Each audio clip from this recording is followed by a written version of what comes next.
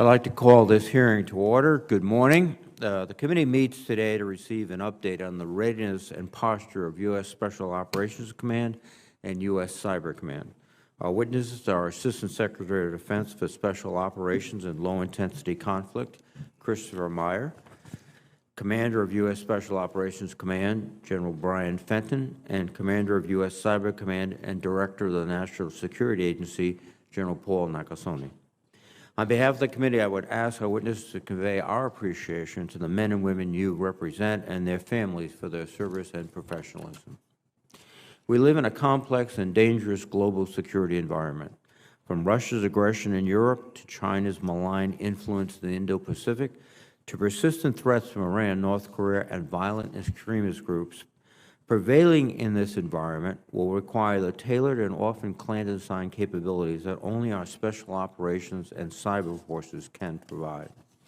The United States has been reducing its footprint in conflict zones around the world. As such, the special operations community is at an inflection point, but is no less relevant to the future challenges we face. As the Defense Department's recently released Joint Concept for Competing makes clear, the object of our nation's adversaries is to win without fighting. The concept warns that if we do not adapt to the realities of long-term competition, the United States risks ceding strategic influence, advantage, and leverage while preparing for a war that never occurs. The skills, knowledge, and perhaps most importantly, the relationships with foreign partners that our Special Operations Forces have developed over the past 20 years of combat make them well positioned to contribute significantly to this strategic competition. Assistant Secretary Mayer and General Fenton, I look forward to an update regarding your efforts to focus and prepare our Special Operations Forces for the challenges ahead. In particular, I would ask that you discuss the capabilities we need to build an enduring advantage over our competitors and what lessons can be drawn from the ongoing conflict in Ukraine. As part of this, I would like to know how you are shaping the force of the future through new recruiting and retention efforts, including building a culture of accountability. A number of high-profile misconduct cases have reflected poorly on the Special Operations community, and additional efforts to build upon SOCOM's 2020 Comprehensive Review of Culture and Ethics seems necessary. I also want to hear how you are addressing the unique challenges faced by Special Operations families. The Office of the ASD SOLIC plays a critical role in the oversight of and advocacy for our Special Operations Forces as the Service Secretary-like civilian for SOCOM. I believe more must be done to assure ASD SOLIC is provided the necessary authority and resources, including manpower, to fulfill these responsibilities. I look forward to hearing more about the Department's efforts on this front. Turning to Cyber Command, I would like to commend our cyber forces and the intelligence community for their performance over the past year in exposing Russia's activities and helping Ukraine defend itself against both kinetic and cyber attacks.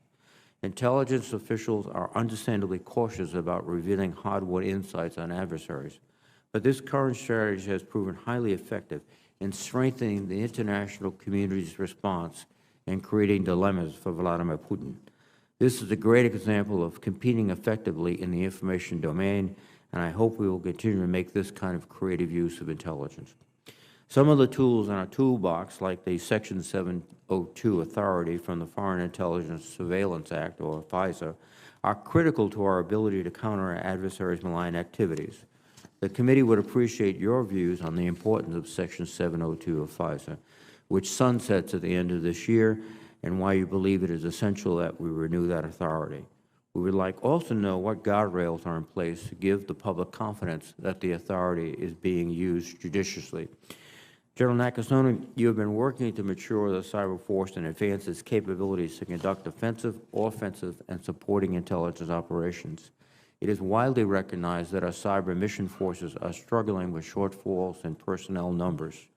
We know that addressing this issue is your highest priority.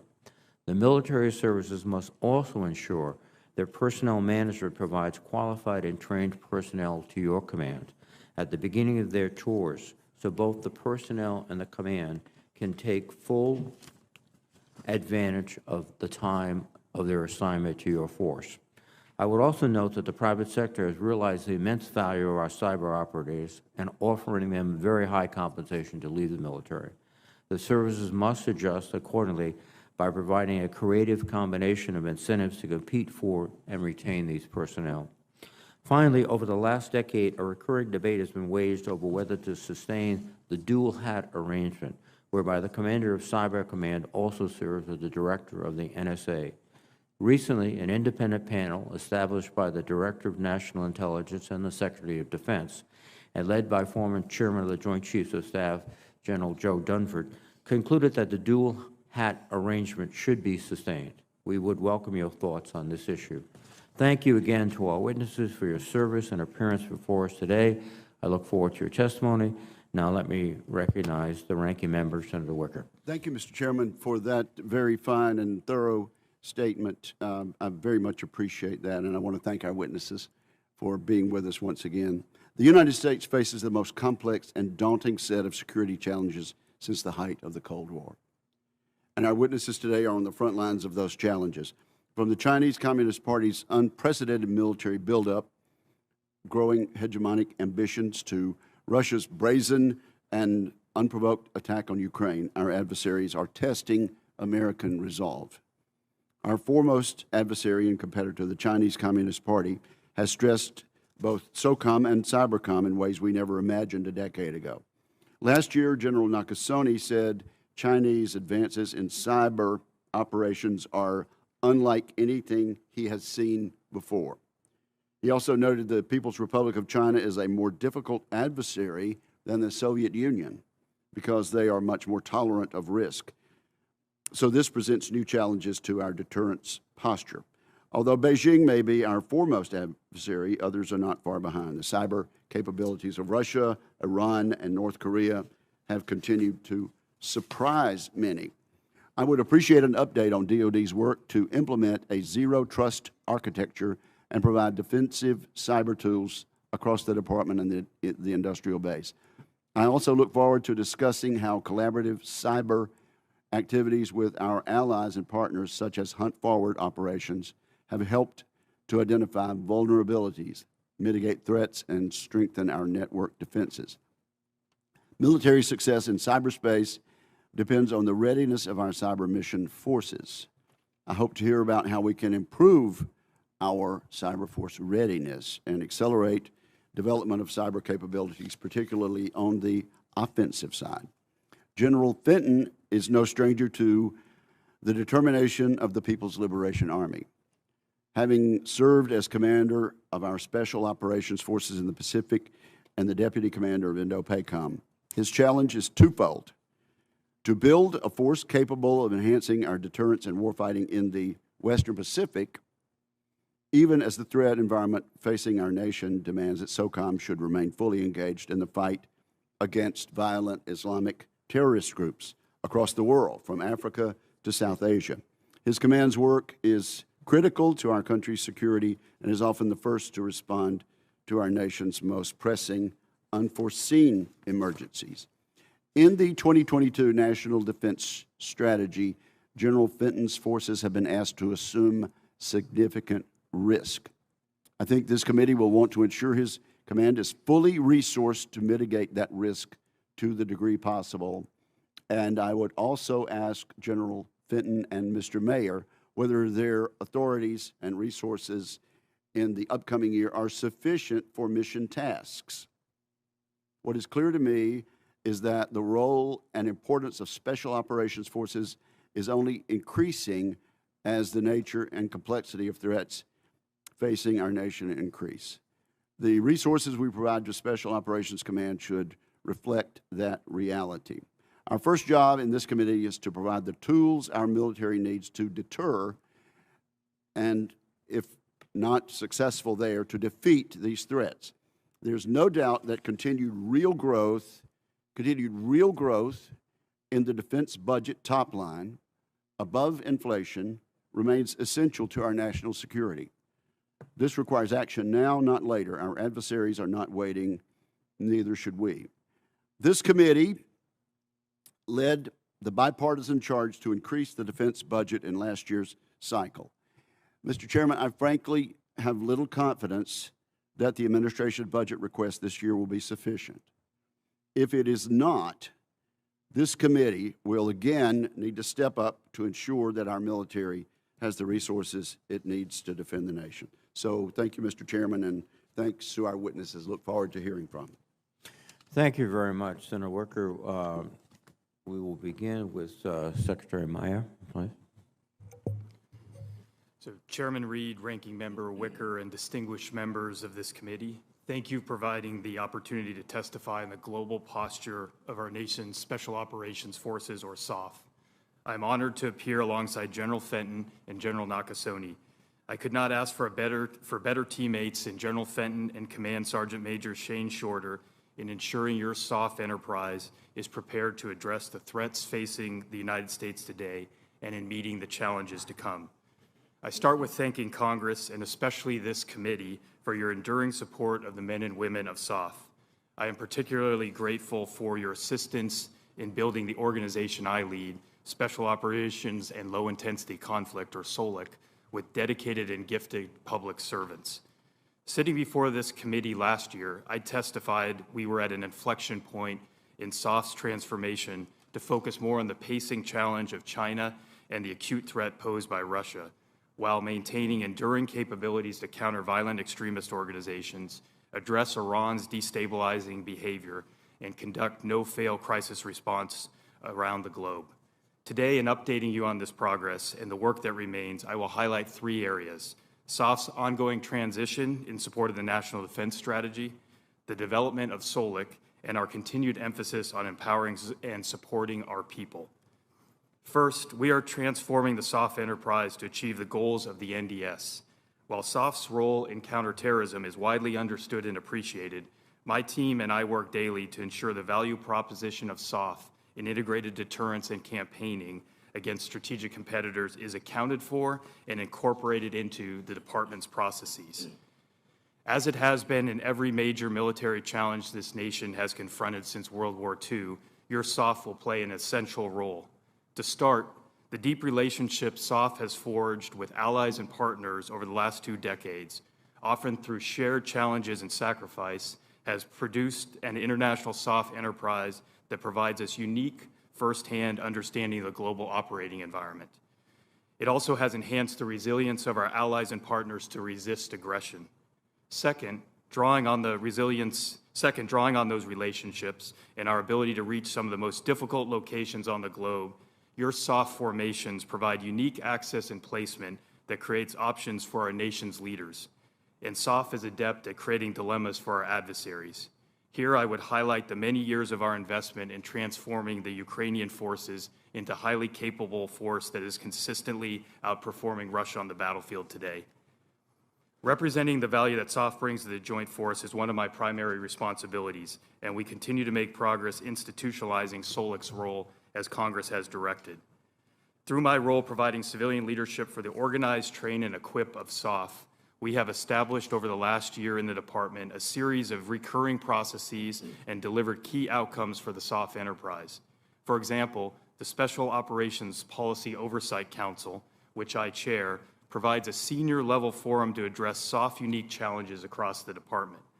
We also have made progress on important initiatives to deter our adversaries and fill warfighting gaps, especially on irregular warfare and information operations. I am also proud that SOLIC played a central role in the department's landmark Civilian Harm and Mitigation Response Action Plan. Finally, I would emphasize the first SOF truth remains truer today than ever. Humans are more important than hardware. None of our efforts are possible without our most important resource, our people.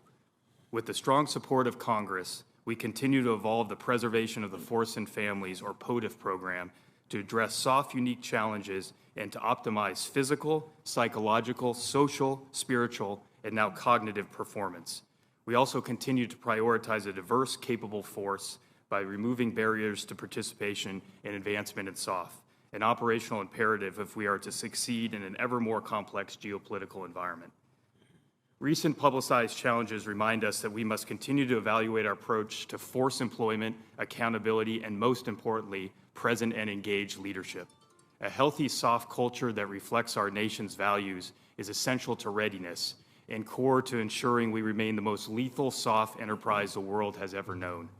Investing in our people is the cornerstone of ensuring your SOF are ready to take on our nation's toughest challenges, because it is not a question of if, but when the call will come. So, Mr. Chairman and distinguished members of this committee, I thank you again for your partnership and support and for this opportunity to testify today. I look forward to your questions. Thank you, Mr. Secretary. General Fenton, please. Chairman Reed, Ranking Member Wicker, and Could you bring that closer, General, the microphone as close as possible? I'll come up closer. Thank you. How's this, Chairman? Chairman Reed, Ranking Member Wicker, and distinguished members of this committee, thank you for the opportunity to appear before you today. I'm honored to testify alongside the Honorable Chris Mayer and General Paul Nakasone. And I'm equally honored to be here on behalf of the dedicated men and women of U.S. Special Operations Command. Joining me today is Command Sergeant Major Shane Shorter, U.S. SOCOM's senior enlisted leader. Command Sergeant Major Shorter is representative of the incredible U.S. SOCOM team, particularly our non-commissioned officer corps. Our non-commissioned officers are the backbone of our military and a decisive advantage within your special operations community. And they make us the envy of every military around the world. We are thankful for the leadership and support of this Congress, particularly this committee, a committee with the legacies of Senators Nunn and Cohen, who had the vision and determination to establish U.S. SOCOM almost 36 years ago. Thank you for your decades of steadfast support ever since. Your Special Operations Forces remain a national advantage as we enter a decisive era, an era where the strategic competitors such as People's Republic of China and Russia seek to reshape the rules-based international order. And in response, your Special Operations Forces strengthen and sustain deterrence globally as part of the Department of Defense's approach to integrated deterrence. With SOF's World War II origins and DNA rooted in decades of experience in strategic competition, now drawing upon our 20-plus years of hard-won combat credibility and coalition experience, your SOF provide creative, tailorable, and asymmetric options for our nation, while creating dilemmas for our competitors. And as part of the broader joint force, we campaign every day to deter and prevent aggression, counter coercion, close warfighting gaps, and tackle shared challenges alongside allies and partners, all in support of accelerating the Department of Defense's strategic momentum towards our NDS objectives. Yet your SOF also remain vigilant in protecting our homeland and U.S. interests from the persistent threats posed by global terrorist networks.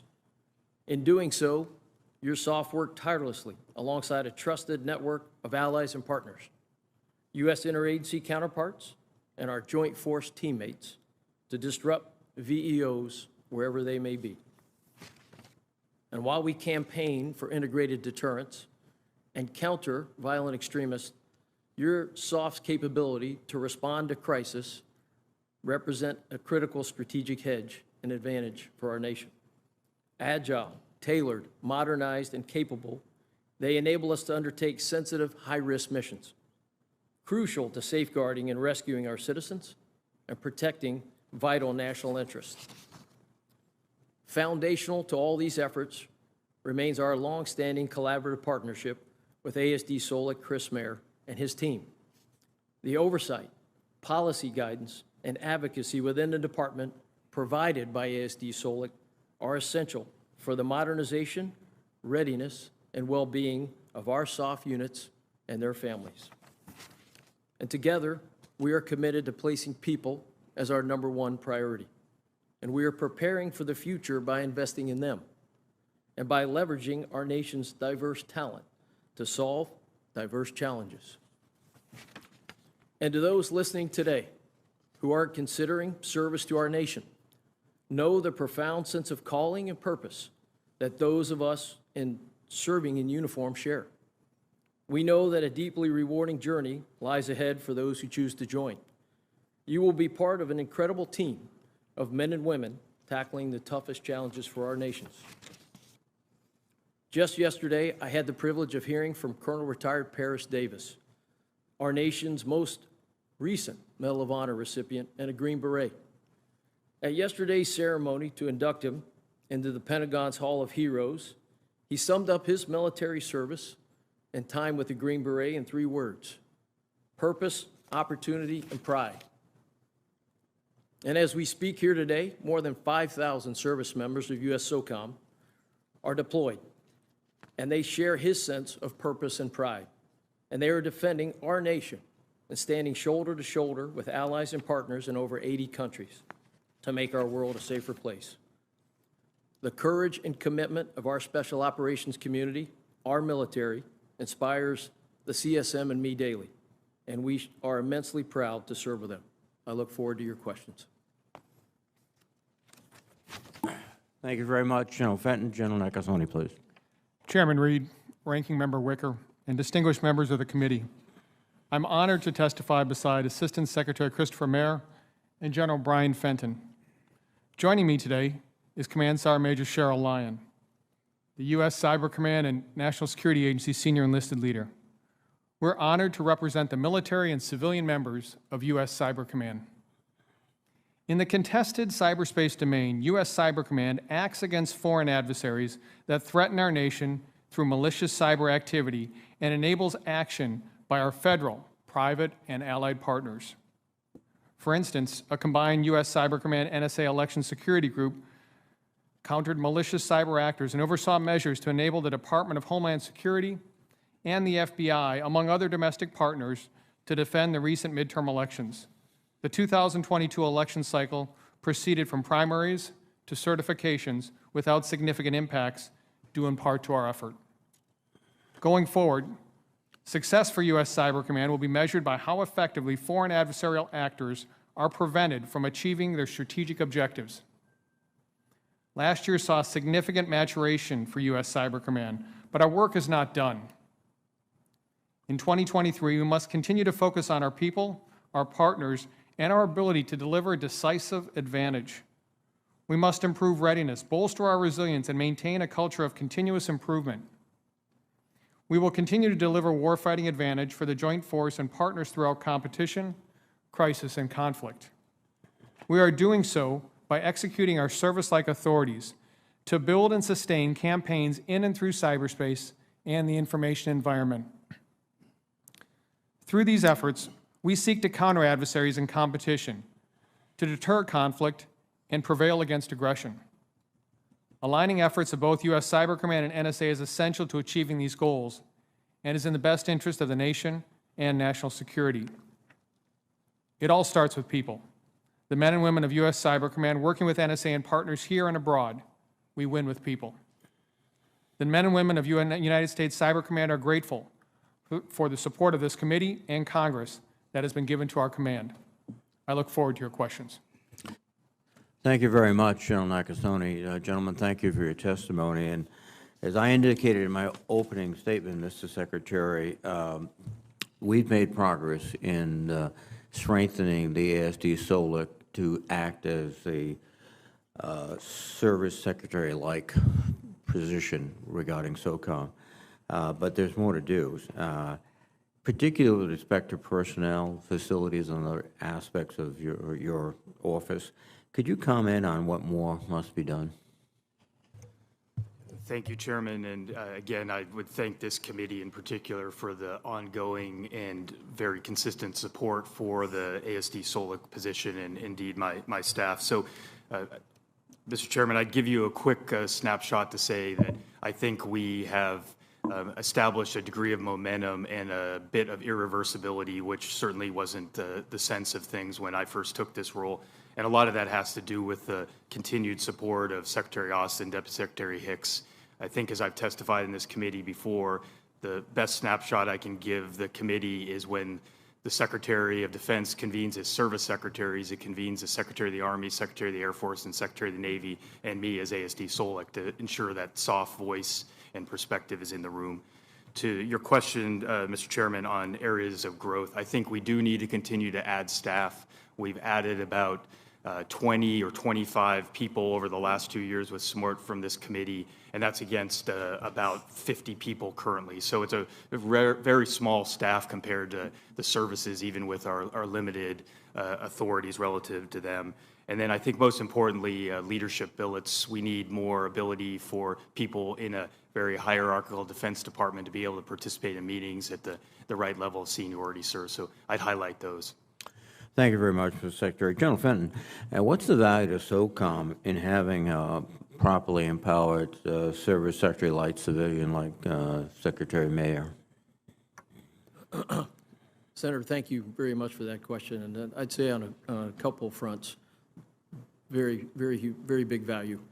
First and foremost, as Secretary Mayer just mentioned, his ability to be at the service, excuse me, secretary tables with a SecDef and represent issues for the SOCOM team along the lines of people, education, training, and even, as he mentioned, where SOF will be and play a big role in terms of integrated competition. Excuse me. That's extremely important for the SOCOM enterprise. I'd say next, his ability to be with the service secretaries and represent issues from SOCOM back to the services that we take our folks in from is very important for us. We're very grateful for that. And certainly his direction in many ways throughout the department in terms of how SOCOM views not only integrated deterrence but crisis response and counterterrorism has been welcome guidance for me. So I'm very grateful to have a service secretary. And as I told you, I think, Chairman, when I was at confirmation, I look forward to testifying next to my service secretary. Thank you very much, General. General Nakasone, the issue of readiness with cyber mission forces has been a persistent issue we've discussed at the committee numerous times. The cyber mission forces play a very key role, and they have very demanding tasks. They require personnel with special aptitude, training, and experience. And one of the ironies, of course, is when you develop such a person, he or she becomes very attractive for outside employers. So you have a retention problem as well as other problems. And in some cases in the past, it's been indicated that the services are not providing you the skilled and trained individuals you need, which does not provide you with the maximum possible use. So could you comment on the present sort of situation with respect to cyber mission forces and also any steps that we should be taking to improve their readiness? Chairman, as we take a look at the readiness of our 133 teams, it really comes down to 3 R's. It's the readiness piece of it, it's the recruiting piece of it, it's the training piece of it, and it's the retention piece of it. And so when you look at that, where I see this right now is the fact that the services have done a good job of recruiting the forces that I need. Assigning the numbers are one of the things that we're working with right now to make sure that we have all of the folks that we need. We've worked very, very hard to get the training to a very simple and predictable level.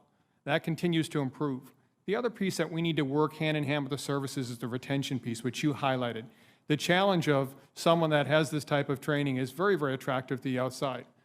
But several of the services, the Marines included, have made tremendous progress in this and being able to focus their Marines on doing what these Marines wanted to do, which is cyber operations. And being able to stay within our force for long periods of time, we see a reflective retention rate that's much higher. Well, thank you very much. Gentlemen, again, thank you for your testimony. Let me recognize Senator Wicker. Thank you. First question to General Fenton, and this is about the Naval Small Craft Instruction and Technical Training School, NAVCIATS, which provides training to foreign forces on small boat operations and unmanned aerial systems. The annual operating cost is $14.8 million, and that is divided across multiple stakeholders, including the Navy, SOCOM, and our foreign partners. So, General Fenton, let me ask you,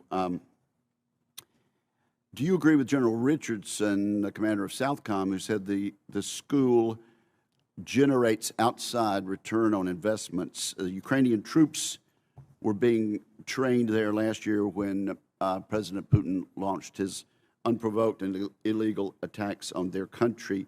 Do you agree sir, that NAVSEOTS provides value to our combatant commanders and key foreign military partners?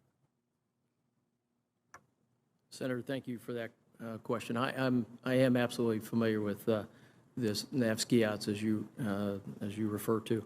I was more familiar with it when I was in Indo-PACOM as a deputy commander, and there I saw value in that type of training. And I will say in many types of training, certainly, and we thank this committee for a number of efforts that SOCOM has at its disposal in terms of 333, the 1202, and 127 Echo, that increase the capability of our forces and create partnerships in the way that we need those partnerships, and in SOCOM we call those partnerships pacing items. And $14.8 million is a relatively modest investment. Would you agree?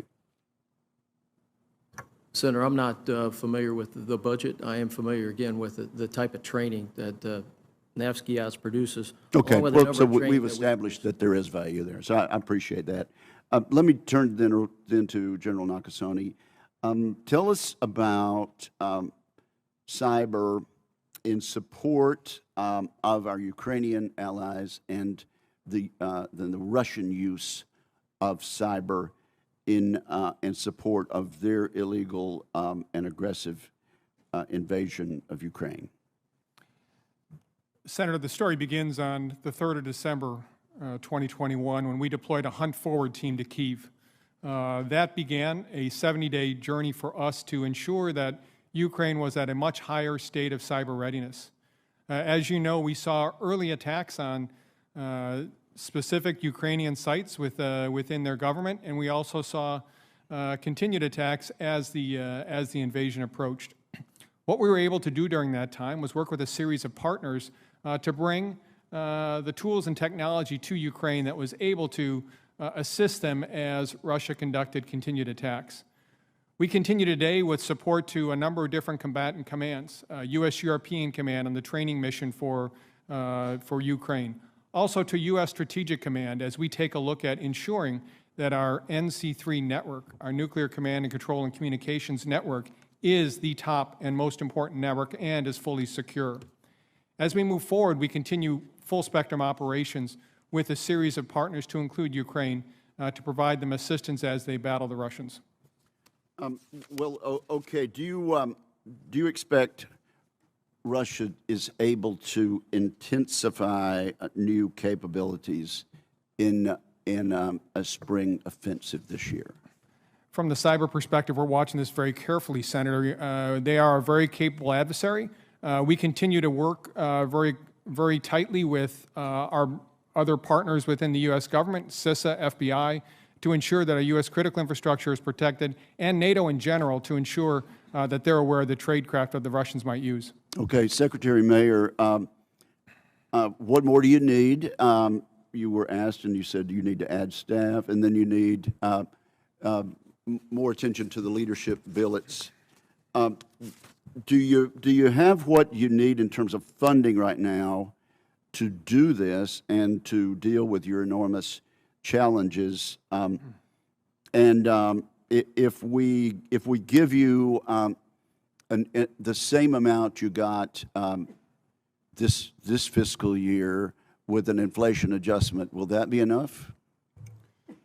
So, Ranking Member, speaking just to my specific office, I think we are probably on a good pathway just in terms of funding. I already highlighted some of the other requirements. In terms of the entire special operations enterprise, I think our priorities are represented, understanding full well that the challenge with inflation means that if our budget is flat, that reduces our buying power. So that's something we'll need to keep a close eye on, sir. And yet you need additional staff, and you need increased leadership billets. Yes, sir. So I think we're on a good trajectory with the leadership billets. We're part of that conversation in the department. I think, especially in out years, we're going to need to add more staff to build that capability to really help this transition I've described from counterterrorism crisis response to also include the peer competition that we've talked about, and I expect we'll talk about more, sir. Thank you, Mr. Chairman. Thank you, Senator Wicker. Senator Shaheen, please. Thank you, gentlemen, for being here this morning, for your testimony, and for your service to the country. I think I would start this question with you, Secretary Mayor, because SOCOM and Cybercom really are at the nexus of DOD's efforts to address the weaponization of information, which I think has become as much an issue for us as we're looking at our ability to be successful around the world as our military capability. So can you, Secretary Mayor, talk about DOD's role in addressing that misinformation and how DOD coordinates with other agencies and departments within government to address disinformation? Yeah, thank you for the question, Senator Shaheen. So I would broadly start with describing DoD information as rooted in military objectives. So as we talk about how this fits into the interagency, we have a distinct role and a value to play, but not for broad messaging, not for all the work that, say, the State Department or some other entities would do. And I think we have looked at significant components of the information operations enterprise and really tried to tighten and target it more so the value proposition and the measures of effectiveness are there. This is really a journey we're on, and I think it's one that the leadership of the department is very, very focused on. So I would leave you with the idea that this is much more of a priority in the context of integrated deterrence that the National Defense Strategy calls out, because information is so critical, as you said, to all the aspects of success, especially as we start to think about adversaries we're trying to deter, ma'am. So as you think about our efforts to recognizing, you're saying that we're trying to be more focused in how we address information at DOD, but clearly what happens at state and in other government agencies affects what DOD does. So are there policy changes? Are there resources? Is there coordination that should be done that we should be thinking about? And I would ask General Fenton and Nakasone to respond to that as well. Briefly, ma'am, I think we need to invest more in the DoD information operations enterprise. It's not been one that has frequently been a focus, frankly, and I think with more capability in the department, it'll enhance our ability to coordinate in an interagency standpoint. That's still very much a work in progress, ma'am. General Fenton. Senator, I would echo all of Secretary Mayor's comments, and then I would add that the integrated deterrence approach, I think, does demand a whole-of-government approach in the information operations. And SOCOM is one part of that in the department side, but we also coordinate with other agencies of the government to ensure that we're integrated, and that folks know that the SOCOM piece is a traditional military activity. The information operations space, as I like to say, is a place we absolutely have to be as part of a military traditional military activity, and to get effects for commanders, either to message an adversary, to see misinformation, and provide that to a host nation. So, Senator, I think our key message to the SOCOM enterprise as we move forward is we remain aligned with the department, and certainly as part of the whole government approach, it's a key part for us. And our state colleagues and other colleagues in the U.S. government are very important as we do that. General Nakasone. Senator, begins overseas. We're very familiar on how to do these operations. We've seen it in the elections. We've seen it with Russia, Ukraine. We've seen it with Iran. The same actors that are interfering on our elections are the same actors that are doing influence operations. We go after them. This is what persistent engagement is for U.S. Cyber Command and the National Security Agency. We find them, and we continue to ensure that we understand exactly what they're doing. We examine their tradecraft, and then we share it with a series of different partners. This is only done effectively, as both the Secretary and General Fenton have indicated, is with partners. So inside the United States, sharing signatures with the FBI, who share it with social media companies, being able to work with allied partners who have a broader understanding. But then I think it's also with, how do you bring the totality of our government against them, whether it's State Department, Treasury, FBI, being able to go after them. The one thing we've learned, though, in this is that they never go away. They're always there, and you always have to be persistent. So the fiscal year 20 NDAA tried to better focus the department's efforts on information operations, and it established a principal information operations advisor and asked the Secretary of Defense to conduct information operations and required a strategy and posture review that was due more than a year ago. It still hasn't been delivered by the department. Can you tell us what the status of that report is, Secretary Mayer? And when we could expect delivery? Senator, yes, we understand both the strategy and the posture review are overdue. They both are now in senior level coordination, so above my level, they pass through my my review. So I would expect in a matter of weeks they would come to you. I would say, and understanding the time's out, that these have helped to animate a lot of the conversations, indeed action within the department to really focus down and in on posture. And then the strategy has prompted a relook at how we go about doing information operations per your opening question, ma'am. Thank you. So I should assume we would have it by maybe the end of April? That is our intent, yes, ma'am. Thank you. Thank you, Mr. Chairman. Thank you, Senator Shaheen. Senator Fisher, please. Thank you, Mr. Chairman. General Fenton, in your nomination hearing last year, you agreed with your predecessor, General Clark, that without sustained CT pressure, we're going to continue to see terrorist groups that are more able to focus on planning and preparing for external attacks. Do you still agree with that statement? Senator, I absolutely agree with that statement, and there's a direction to the SOCOM team from the Secretary of Defense to have that as one of our three main priorities: integrated deterrence, counterterrorism, counter-VEO, and crisis response. I remain highly concerned that we aren't seeing sustained CT pressure that we need in Afghanistan, especially with respect to ISIS-K. And it's my understanding that we have only had one single strike in over a year. I don't believe that that translates into sustained CT pressure against ISIS-K.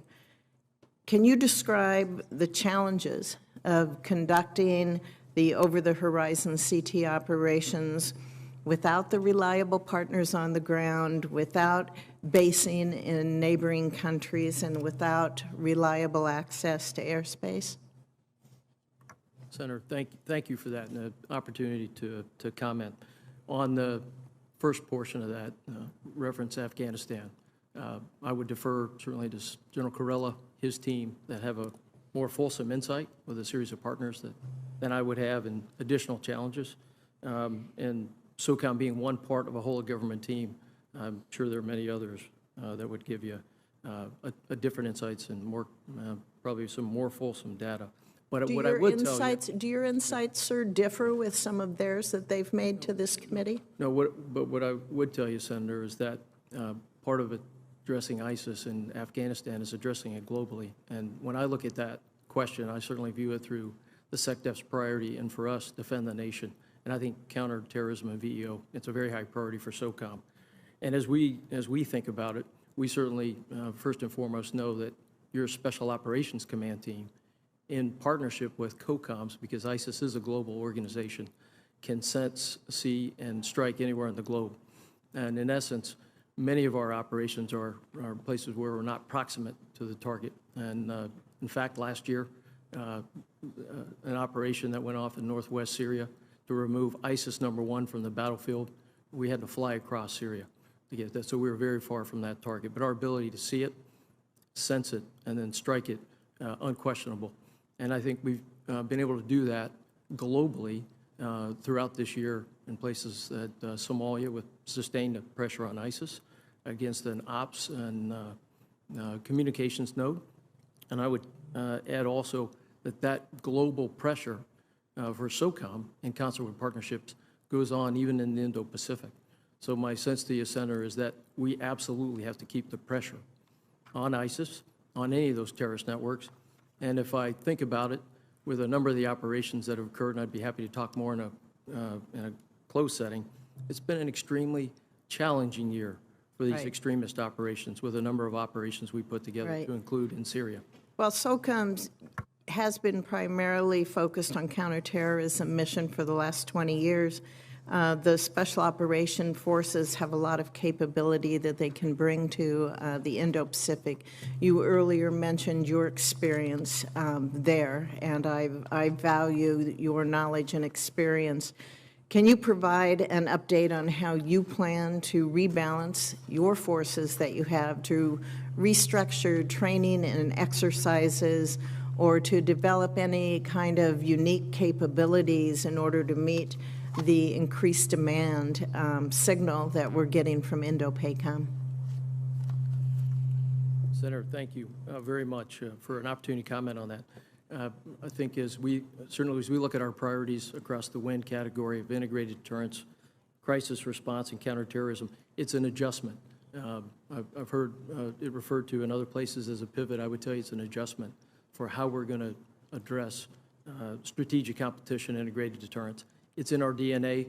We've been doing, as your Special Operations Forces, we're really born to do this. And in Indo-PACOM, I think what it means is through the lens of prevention, deterrence, and preparation, beginning with partnerships with nations in that region that want the U.S. there. They want to see a U.S. capability. And frankly, in many ways, when that U.S. capability shows up, through the lens of Special Operations Forces, we're absolutely able to move a partnership toward the U.S. and away from the PRC. I think that same type of partnership helped us in Ukraine with the training that we were doing there as the Ukrainians from 2014 and on saw the special operations way of warfare and the way of doing business. All of that is very applicable to what we're doing in the Indo-Pacific. But I defer certainly to Admiral Aquilino for a more fulsome of how he sees it, because I'm always in line with his requirements. And we do that through our Theater Special Operations Command, our TSOC, Special Operations Command Pacific. We take lead from them at the SOCOM enterprise. But we are invested there, Senator Fisher, in a way to deter, prepare for, and then if needed, prevail in conflict. Thank you, and thank all of you gentlemen for your service. Thank you, Senator Fisher. Senator Gillibrand, please. Thank you, Mr. Chairman. General Nakasone, we've been working together on helping to develop a greater cyber capability amongst new personnel, and we created this Cyber Academy for civilian workforce, which should be accepting its first class in 2024, applications in 2024 for a class in 2025. And we're using the universities that NSA has already assessed as having the correct cyber capability and cyber curriculum. But in light of your testimony, I wanted to ask, would it be helpful to you to have a dedicated cyber force training just for permanent cyber command personnel for the military side as well? And if you did want that, what would that look like? Senator, first of all, thank you for the work that you've done to build a greater population of cyber savvy folks. I'm not sure that we need an academy yet. What I'm very, very focused on is being able to look at the continued success we're going to have with the program that you've worked with in New York. I'm very interested in continuing the successes that we've had across the National Guard with state partnership programs. You're very, very familiar with the New York National Guard's work with Brazil and other National Guard forces here. And I'm also very, very focused on ensuring that the ROTC and Academy programs continue to have strong growth in terms of the numbers of people that can be commissioned into our force. Thank you, Senator Gillibrand. Senator Cotton, please. Thank you, gentlemen. Mr. Mayor, you acknowledge in your opening statement that the shift away from counterterrorism is the primary role of our nation's special operations forces. But far from decreasing the need for those forces, I'd suggest that the current threat environment calls for even more capability. They need to continue our counterterrorism missions, support foreign internal defense activities to bolster allies, and engage in new types of operations that are going to counter Chinese and Russian aggression. In that operating environment, would a decrease in force size or budget seem like a reasonable step to you? So, Senator Cotton, thanks for the question. Yeah, this is the crux of the challenge, right? We're being asked to do more, and our force is probably static. So I would not advocate for a reduction in forces, sir. I regret that you're here today and not 48 hours from now when we're going to get the President's budget, because I am troubled that you may, in fact, get a reduction in budget or forces. Do you have any thoughts on what we're going to see on Thursday? Senator, as I think you know, I can't talk to what's likely to be in the budget, but I think, as General Fenton and I both said, the priorities that we have identified are represented in that budget. Sir. Okay. Well, if my fears are proven out, I think you can count on many members of this committee, probably in both parties, to try to make sure that our Special Operations Forces have the resources they need. General Fenton, do you agree that SOCOM's requirements and your relevance are growing in this threat environment, not decreasing? Senator, I would agree with that. I think the SOCOM requirements to be in campaigning and competition are absolutely important and exceedingly asked for by combatant command teams, where I draw my requirements from, certainly in line with their Theater Special Ops Command, the TSOCs. But we see it because much of this begins with partnerships that we forge through the SOCOM team and enable. And the payoff in many ways can be looked at in the vicinity of Ukraine. So a decrease in either your budget or your personnel levels would add risk to your mission and therefore to our nation. Well, Senator, no one wants to see a decrease in personnel or the budget. I would tell you that I think it would not reflect the requirements, number one, a decrease of that. And number two, we would be forced at some point to make hard choices, because each and every time I think you'll see me give you the best Special Operations Command for the budget we get. Okay. Mr. Mayor, when we're talking about your personnel, I want to return to something else you had in your opening statement, because I want to make sure we're using this personnel budget the right way. You talked about the need for more staff. I got to tell you, that gets my hackles up pretty quickly. I think we have plenty of staff in the Pentagon, way too much. Frankly, I think we have too many people dressed like you and me and not enough people dressed like the men to your right and your left performing these jobs. Could you explain a little bit more about what kind of staff you're talking about and why you would need more staff? So, Senator, I was referring specifically to the Special Operations Low-Intensity Conflict staff that performs the Title 10 responsibility of the organized, train, equip for SOCOM. So frankly, sir, a lot of what these staff do on a daily basis is try to articulate the soft value proposition back into the department with the services. Some of my concern is that as we go from the less intense environment of counterterrorism, or go towards a less intense environment without the intense focus on counterterrorism, that some of what SOF has traditionally been afforded will be lost in that. So, sir, sometimes this is just as simple as making sure that we have the soft value proposition represented in resourcing, training, planning. I've been frankly surprised at times of how that has been forgotten or too narrowly defined as being a counterterrorism problem. So, you know, my 40-some-odd staff are very much in that business, and you know, it's the analytics, it's supporting special programs, other things like that that are very, I think, akin to the soft value proposition, but don't have representation often within the broader department, sir. Okay. General Fenton, one final question. You, in your opening statement, you talked about the strategic transition for the Special Operation Forces. Could you explain a little more about the role that your forces, Special Operations Forces, are going to be expected to play in the future fight? And if so, if you can, at an unclassified level, maybe help share that story? Senator, thank you for that. I'll focus on integrated deterrence and where the Secretary and the Department have asked us to be aligned. And when I think about that, I think about it along three lenses: prevent, prepare, and then prevail.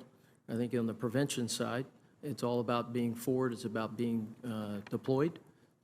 Our skills, cultural understanding, language, and a familiarity with many of these environments that come from organizations in our enterprise that know those places well, such as our 1st Special Forces Group in Indo-Pacific, for instance, have a very deep familiarity with all things that go on in many of the partner nations.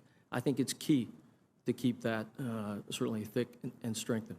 So part of it is being out, training, advising, assisting, building capabilities, and using many of the tools this committee gives us in the form of security cooperation, 1202, and counterterrorism tools. That's a very key part. I think it also allows us an opportunity to help the joint force and enable them as we're out in those environments and are able to prepare through our understanding of everything from seabed all the way to space domain, and then work in concert with General Nakasone, and Jim Dickinson in a soft space cyber triad. I think those are all very important. There is an acceleration towards that. It began before, certainly under General Rich Clark, and we're accelerating that in the Special Operations Team, while we stay vigilant on the counterterror mission and certainly our crisis response duties as directed by the Secretary. Thank you, gentlemen. Thank you, Senator Cotton. Senator Blumenthal, please. Thanks, Mr. Chairman. Let me begin by adding an exclamation point to the point that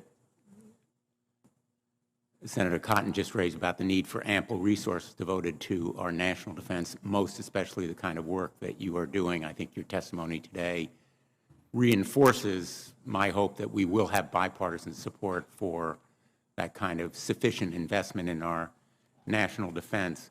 I've been to Ukraine 3 times over the roughly last year, once before the invasion, and had an opportunity to talk to some of the Special Forces trainers who were there working with Ukrainian personnel. General Fenton, I am hoping that there has been continued training outside of Ukraine. I realize none of those Special Operation Forces are located physically there now. When I was there last, a number of weeks ago, none were there, at least visibly to us. But I'm hoping that that training mission is continuing outside of Ukraine. Senator, thank you for that. It absolutely is continuing outside of Ukraine in a number of locations, bringing the capability that continues to assist Ukrainian SOF as part of the entire Ukrainian military. And that training goes along a number of the lines you've seen before. The capability to defend themselves, the capability to mission, plan, and orient, an understanding of the intelligence, and certainly an understanding of creating dilemmas for the Russian formation. And so the Ukrainian SOF is a key part of the Ukrainian military's approach. We do that as your Special Operations Team, certainly under General Cavoli's direction and watch, and in concert with his teammates, in order that that is integrated with the entirety of the approach that SecDef's directed. What's your assessment as to how well the Ukrainian Special Forces have operated?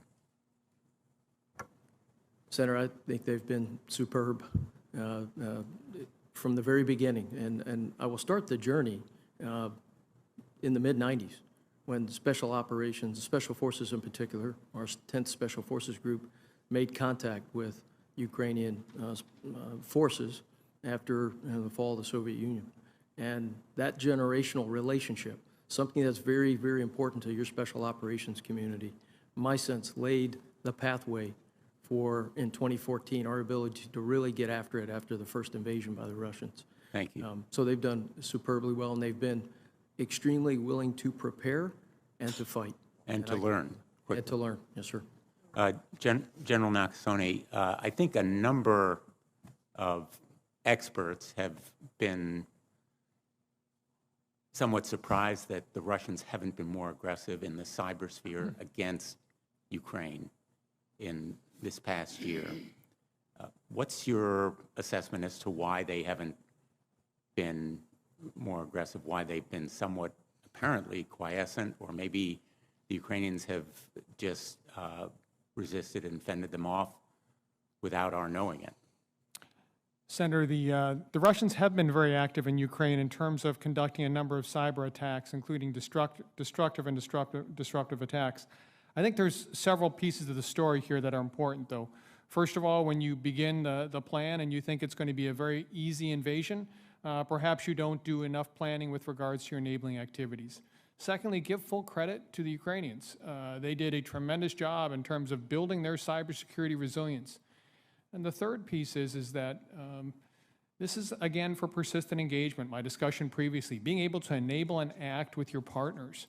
The Russians have not been as successful, and there's a number of reasons for that, and I would point also to the fact that we've been able to bring a series of partners, including the private sector, that have a tremendous capability and capacity against the Russians. I've been impressed when I have spoken to President Zelensky with his focus on cyber, Do you think that there is a greatly increased danger or risk of Russian cyber attack if the counteroffensive anticipated this spring by Ukraine is successful? We're watching this very carefully. This is the matter of vigilance that I spoke to earlier, because by no means is this done in terms of the Russia-Ukraine situation. And so as Russia looks at, armaments coming into the country, as Russia looks at different support, how do they react? One of the things that we are charged with is ensuring the security of the U.S. critical infrastructure and key resources with our partners in DHS and FBI. And so this is something that we're working closely every single day on, Senator. Thank you. Thank you very much to you all, and thank you for your service. Thank you, Senator Blumenthal. Senator Ernst, please. Thank you, Mr. Chair. Thank you, gentlemen, excuse me, for being here today. Secretary Mayor and General Fenton, I really do commend your submission of the joint statement to our committee. It reflects both alignments and oversight from civilian policymakers as well as our uniformed leaders. So thank you for submitting that. Secretary Mayor and General Fenton, as outlined in your SOF vision and strategy, how does the SOF balance its various missions with great power competition, counterterrorism, and crisis response, your three main missions? Because right now we're seeing great power competition increase, ever increasing with Iran, of course our pacing threat with China, and of course with the Russian incursion and war in Ukraine. So how do you balance those missions, and how should that great power competition affect your mission? Thank you, Senator Ernst. I'll take it from a more strategic level and then ask General Fenton to speak in more detail. So I would say first and foremost, it's a risk assessment, and it's weighing against the requirements. So there is always more requirements from the combatant commands than we can meet as a force, and those numbers keep going up. But I think at the same time, we're very focused on the idea that while the strategic focus is, of course, on the pacing challenge of the PRC and the acute threat of Russia, we can't be surprised by an attack from another adversary. And I think managing that risk is many cases what the SOF enterprise does very well. We are, in essence, the hedge against that risk. So it's a constant effort to look for areas where we can innovate, to be able to do more, do things on a more sustainable fashion. And in some cases, look for where we're getting what my New England friends would call a twofer, where we're able to do counterterrorism work and have those partnerships and access that then helps us also on the NDS priorities, ma'am. Yeah, thank you, General Fenton.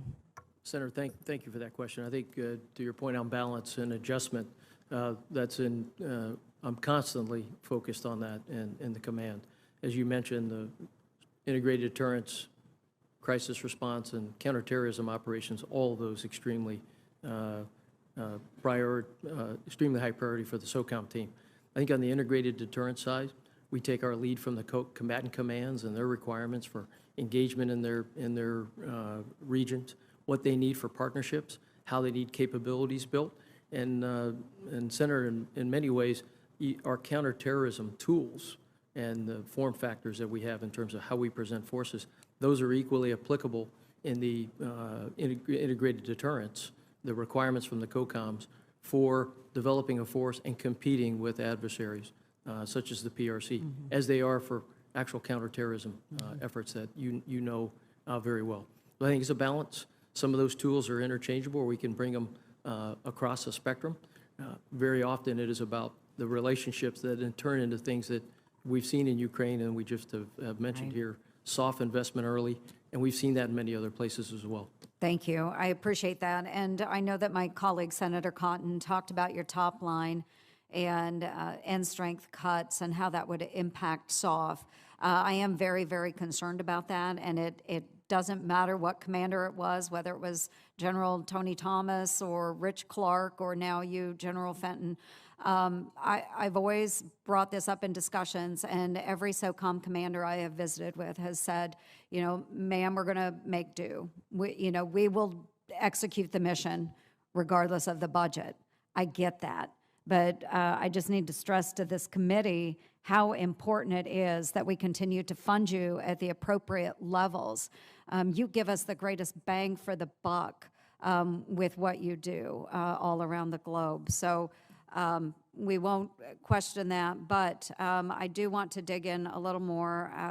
General Fenton, I've supported Section 1202, regular warfare authorities. That was done in the fiscal year 18 NDAA. And your joint statement describes this as essential for applying soft capabilities against malign actors. So in your personal opinion, would enabling those partner forces that are responding to hostilities enhance SOF's irregular warfare contribution to great power competition? Senator, thank you for that. And I'll thank this committee for the 1202 authority. That is a very important tool in the arsenal of the special operations tools that we use to either develop partnerships, build capability and capacity of a nation, and certainly then move forward. So thank you very much for that. It is key for us to engage in partnerships at that level that involve irregular warfare. Our ability to operate and build up a capability of a nation, also have it able to look at any malign influences coming its way and identify those and then address them. And those forces that we work with provide options for their national command leadership as well as dilemmas for any adversary. So, Senator, I would say a very small investment in many ways, almost like your special operations team. It's a very small investment, but for a very high return on the dollar. So I thank you very much for that and happy to talk more about it in closed session. Very good. Thank you very much, gentlemen. Thank you, Mr. Chair. Thank you, Senator Ernst. Let me recognize Senator Hirono and ask Senator King to preside while I attend the Banking Committee.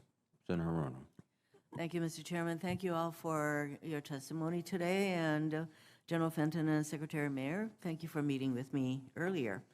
General Nakasone, I have been deeply concerned by the state of critical infrastructure on and off military installations. Crumbling and out-of-date infrastructure lead to delays in maintenance schedules and put communities at risk for environmental disasters, as we have seen in Hawaii. But it also leaves infrastructure that is critical to our national security, but often as an afterthought, like wastewater treatment plants and pipelines exposed to cyber attacks.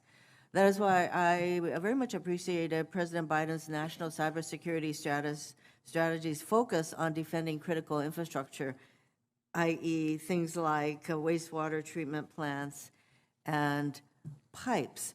How would the Department of Defense collaborate with other federal agencies to implement the infrastructure goals outlined in the President's national cybersecurity strategy? Senator, from a cybersecurity perspective, we begin, first of all, with the focus on DoD critical infrastructure. 2 weeks ago, I was in Hawaii to see Admiral Aquilino and to work with him in terms of looking at the DoD critical infrastructure within the islands. We work with a series of partners when requested to provide that assistance. That comes as a request for assistance from other agencies to the department, of which then we would be part of that assistance. Don't you think that maintaining the physical aspects of our critical infrastructure is a very important part of your ability to do your mission? Certainly, we need a platform upon which to operate. I agree with you, Senator. And so what we are focused on, though, is obviously the cyber elements of that, and then working again through the department to assist and answer those requests.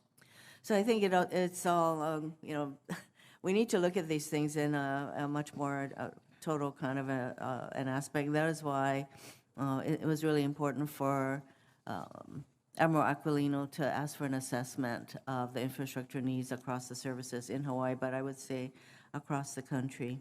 For, again, you, General Nakasone, and General Fenton, the administration's NDS identifies China as the pacing challenge for our military.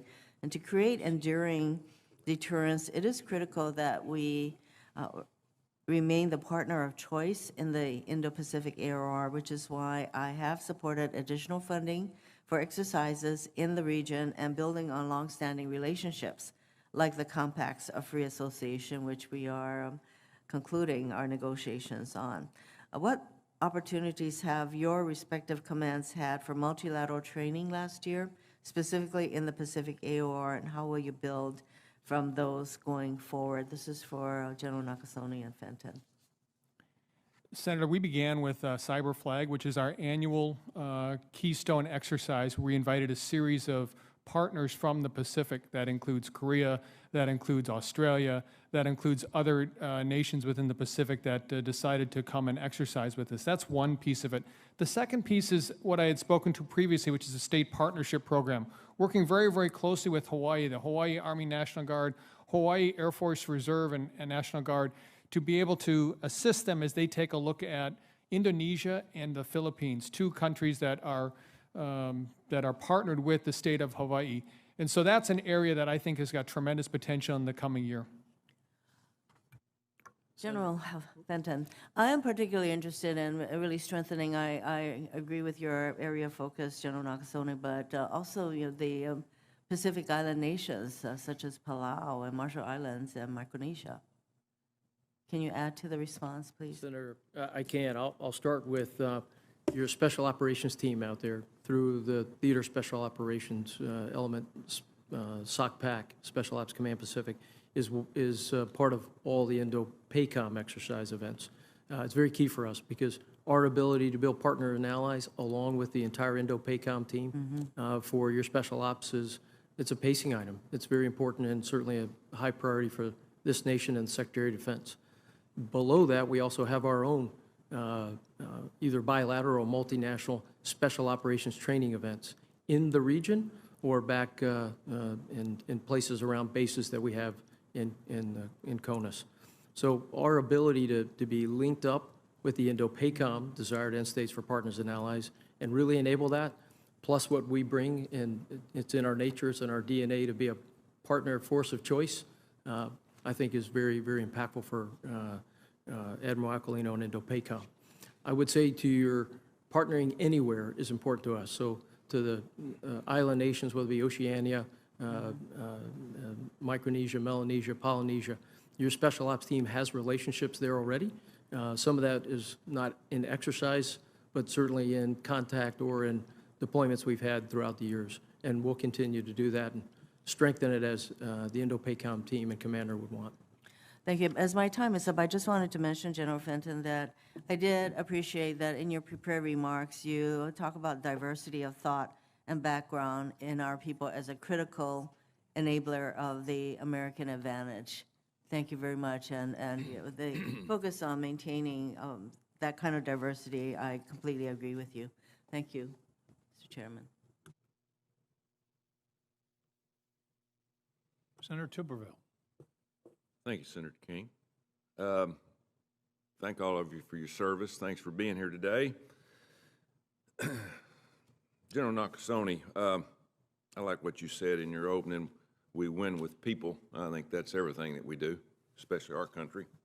You know, in your department, when you're looking to recruit people, obviously cyber is your purview. What other areas do you look for in young people? Information technology, what all areas do you look for in recruiting somebody for cyber? You look for someone that can do critical thinking, Senator. That begins with it. There are more than just information technology majors out there that are successful in cyber. There are linguists, there are mathematicians, there are liberal arts majors. What we're looking for is someone that has an interest, has a passion to do this type of work, that doesn't want to leave work until they're able to get the access that's necessary for us to have an effect. Is that growing? Are we losing more to private sector? How's that going? So first of all, on the recruiting piece, the services have tremendous success in recruiting cyber forces. They're not having a problem filling it. I think the challenge becomes later on is there are a number of choices that young people have. And so I think we have to think a bit differently here. First of all, maybe we need to lengthen the obligation to become trained in cyber because it is so attractive. Secondly, I do believe that when you come to our forces, that's the only thing that you should do for your career. Much in the same way I've watched special operations forces be successful. When you become a special operations force operator, that's what you're doing all the time, and that's what they want to do. Our force is the same way. Yeah, how's retention in your department of young people once they fill their duty? Do we have pretty good retention to re-up? So it's a mixed bag by service, Senator. I can certainly come back to it, the numbers, but the challenge, of course, is that there are a lot of choices. Yeah. And so that's what we have to make sure that we're on guard for. How concerned are you about TikTok and the influence that they're having on American kids? So TikTok concerns me for a number of different reasons. One is the data that they have. Secondly is the algorithm and the control, who has the algorithm. Third is the broad platform. Influence operations, as we talked about previously, it's not only the fact that you can influence something, but you can also, turn off the message as well when you have such a large population of listeners. Yeah, thank you for that. General, you don't have a recruiting problem, do you? Senator, I'll start that we are recipient of services, and I would want all to know that we're very integrated with their recruiting efforts, and there are some challenges out there for the services. Right now, your special operations team is not having a recruiting problem. We're at an aggregate at a very high level of recruitment, and the department's got a retention number, I think, that's one of the highest in decades, and we're right there along with them. Yeah, you require the most rigorous training standards in the military, correct? Senator, we require very high standards, and folks who want to come and be part of that journey, who have determination, grit, initiative, willingness to see something through, and frankly, what we really look for is somebody, a quiet professional, somebody who will do this mission and succeed, and then get ready to do the next one. Would you agree that it's also the most riskiest part in our military? Senator, there's a lot of our teammates out there across the services that do some incredible feats of both their mission and bravery.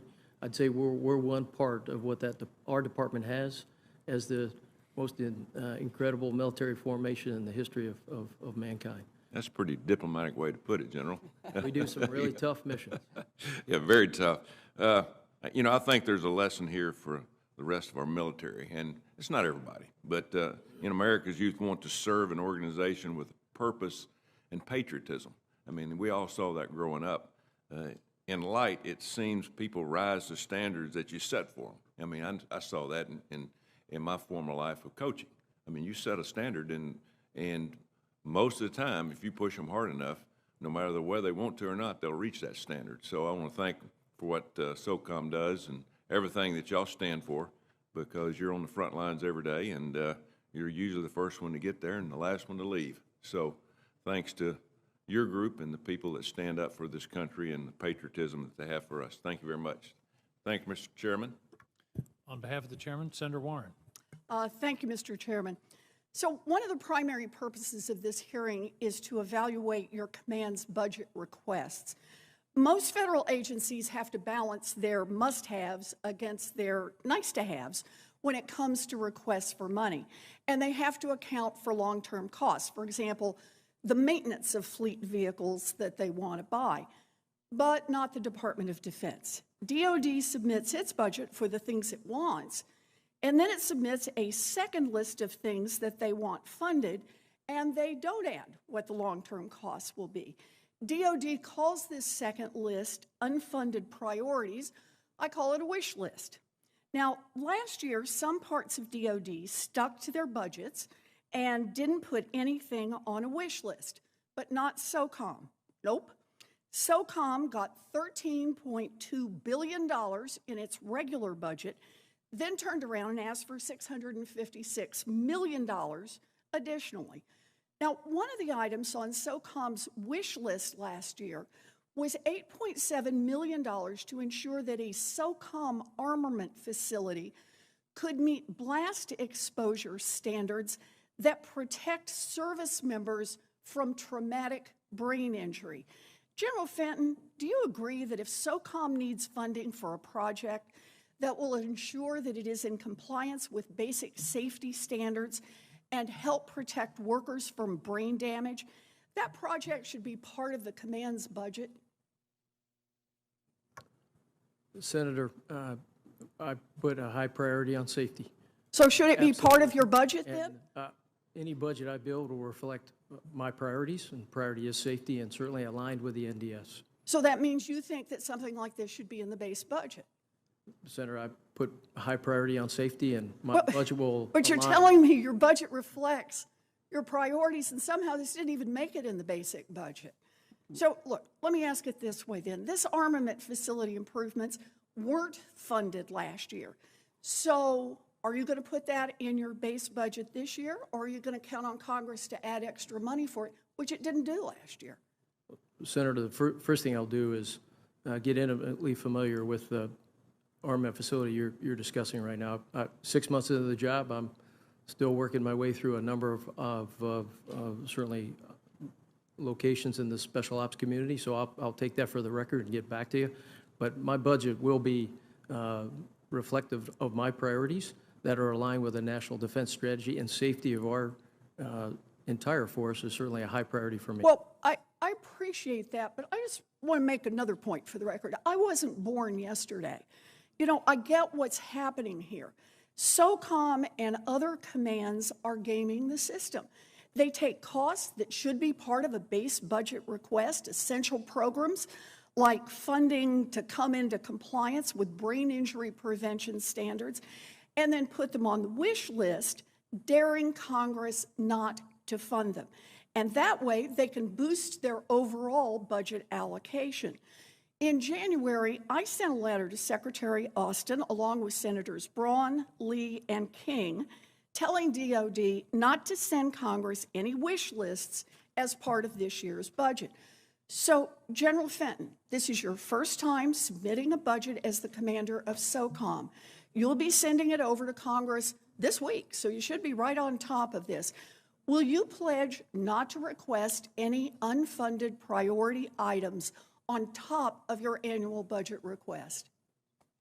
Senator, we'll submit the budget that reflects my priorities aligned against the NDS, and I will submit that, and any UPOL required by law that reflects facts of life changes, accelerated capabilities, and any additional NDS initiatives. Let me stop you right there. I just want to be required.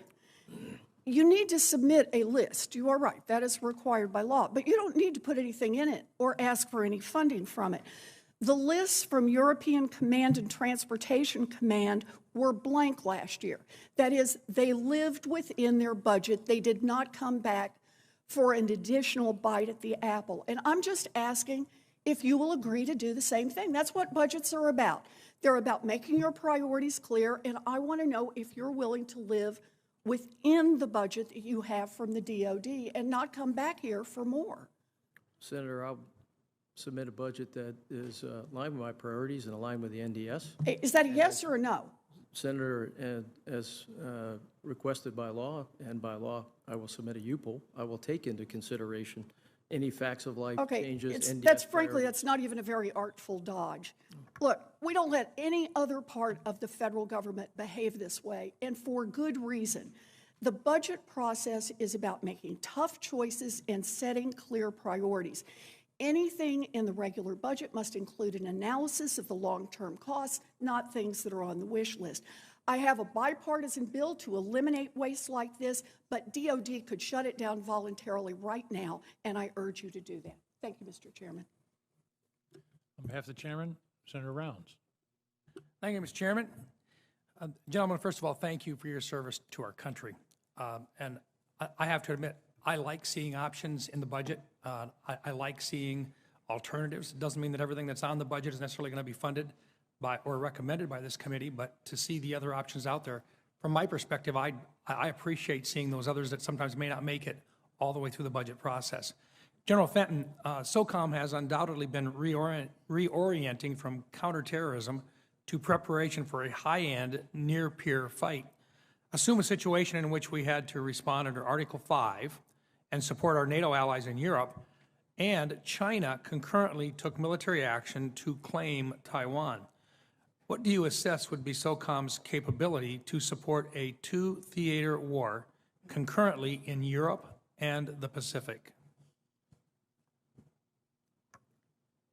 Senator, what I can tell you now is that your special operations team is already globally deployed, 5,000 personnel in 80 different countries at combatant command request and at times at departmental request. Our ability to address the integrated deterrence piece, crisis response and counterterrorism, we are absolutely able to do all that. We're able to do the front end, competition, integrated deterrence with training, building capability, partners and allies. And at the same time, we're also ready to prepare an environment for the joint force and prevail in conflict. I think what I'm really trying to get at is it seems as though our policy here is not necessarily to win in two theaters, and yet everything that we can do to be in a position to give the young men and women on the front lines every opportunity, we should be talking about now before it ever happens. And I just, with regard to a budget which you will prepare and bring in and lay out, would it be fair to say that there are other items that could be done in the very near future that could help us do a better job of preparing for a two-front defensive capacity? Senator, I stayed focused daily on readiness and training and providing the President and the Secretary a range of options for whatever conditions they may put in front of us. As you described, in some level of potential two-front, or we stay trained and ready to provide options across a number of contingencies that the Department has asked us to plan for, along with the combatant commands. At the same time, also providing dilemmas for the adversaries, both either in integrated deterrence or in high-end conflict. Thank you.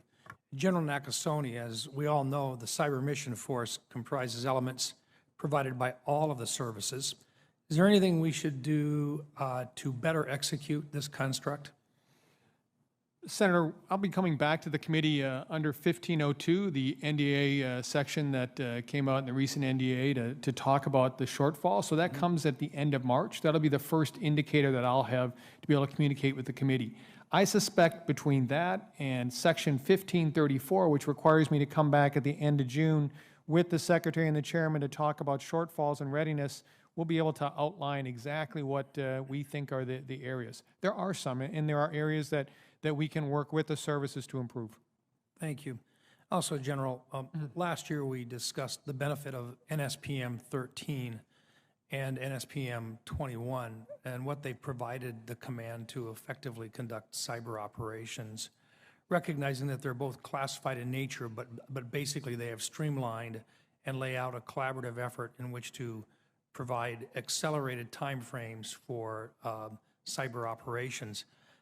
As you look over the years since, what, if anything, has changed in your assessment on the impact they have had on cyber operations? Senator, really very little impact. If I can rewind the clock just a bit, 2018, as you recall, is you assisted with us to make sure that within the NDAA that we saw cyber as a traditional military activity. That was a huge step forward for us. I would also say that the policy memorandums that you talked about there, they're foundational for what we do in a manner that is much more predictable, both for ourselves and for policymakers. So we continue to work with it. We are continuing to move forward. Thank you. Thank you, Mr. Chairman.